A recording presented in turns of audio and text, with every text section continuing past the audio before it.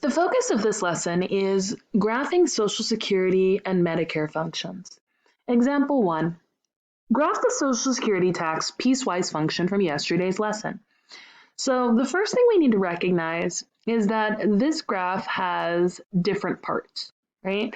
So what we're going to do is we are going to be graphing the relationship between a person's income and their Social Security tax.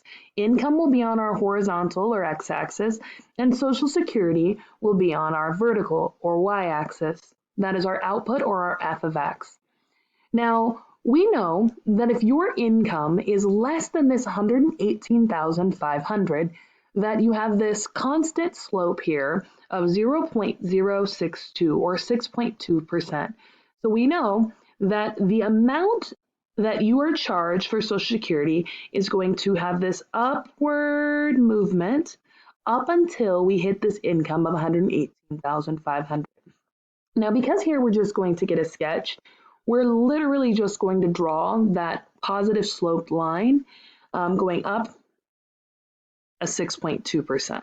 So starting at 0, and then our first point, if we plug in let's say the income of 118,500, we know that the output is 7,347. So this will be representing this 6.2% of your income.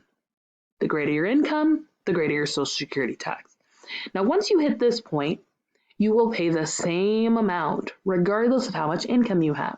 So we will have a line with a slope of 0, and this will go on to billionaires, trillionaires, etc. And that's it. We refer to the point at which it changes from that slope of a 6.2% to this 0 slope as the cusp. So our cusp here is located at the point 118,500, 7,347. Now it's your turn to try. Try this. Mark's Social Security tax was $3,500 during the year in the graph in example 1. Use the graph to approximate his taxable income. All right, in order to do this, we're going to need a more precise graph. So we're going to be using a program called Desmos on the internet. It's an online graphing calculator. So go to www.desmos.com/calculator. When you go there, we're going to start with the first part of our function, and that was f of x equals that 6.2% x.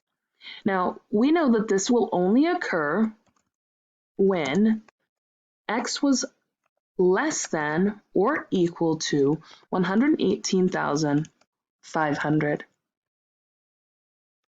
So we're going to tell it that.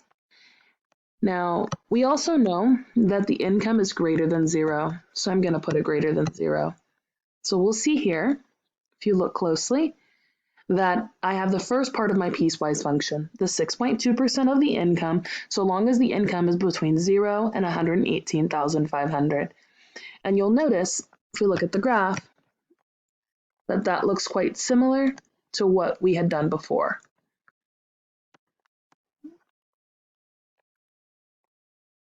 Okay, now we're going to get the other part of our function.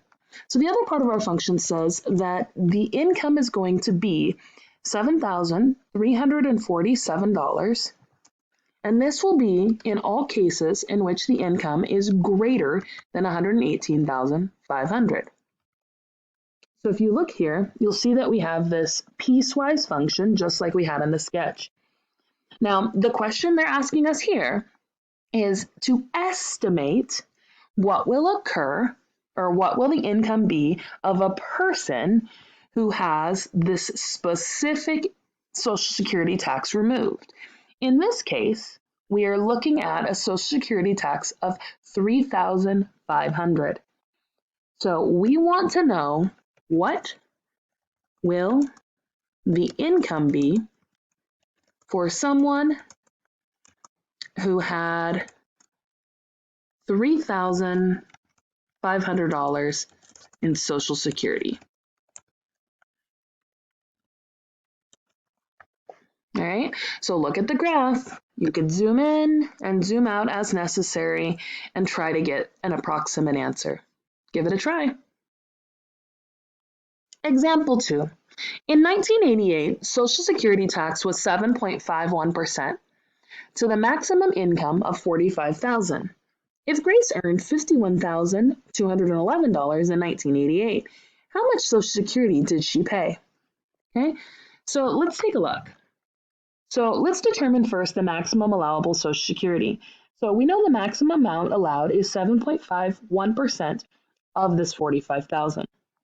So that is 45,000 times 0.0751, or $3,379.50. So because that's the maximum allowable amount, even though she made above that amount, she will only pay this $3,379.50 in 1988. Now it's your turn to try. In 1988, Ramona paid $2,853.80 in Social Security tax. What was Ramona's taxable income in 1988? Use example 2 to help.